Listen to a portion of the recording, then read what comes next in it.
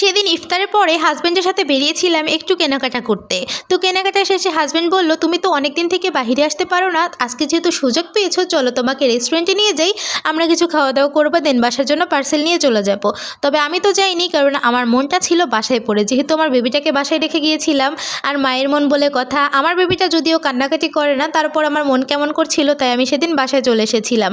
আমার হাসব্যান্ড কিন্তু আমাকে যথেষ্ট পরিমাণে স্বাধীনতা দেয় আলহামদুলিল্লাহ। বিয়ের পর থেকে আমাকে অনেক অনেক জায়গায় নিয়ে গিয়েছে।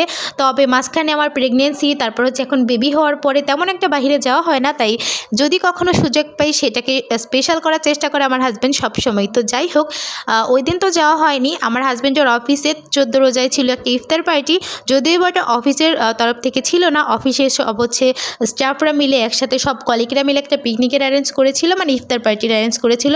আর আমার হাজব্যান্ডের অফিসে যে কোনো পিকনিক হোক বা ইফতার পার্টি হোক, সবগুলোতেই কিন্তু বাসায় আমার জন্য খাবার দিয়ে দেয়, খাবার আমার হাজব্যান্ড নিয়ে আসে।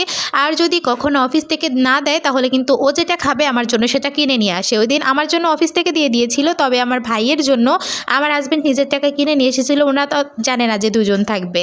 তো এটা হচ্ছে ফরিদপুরের কাচ্চি ভাইয়ের কাচ্চি ছিল, এটা টেস্ট মোটামুটি ভালোই ছিল, 2 পিস মাংস ছিল, 1 পিস আলু ছিল, কোয়ান্টিটি বেশ ভালো ছিল।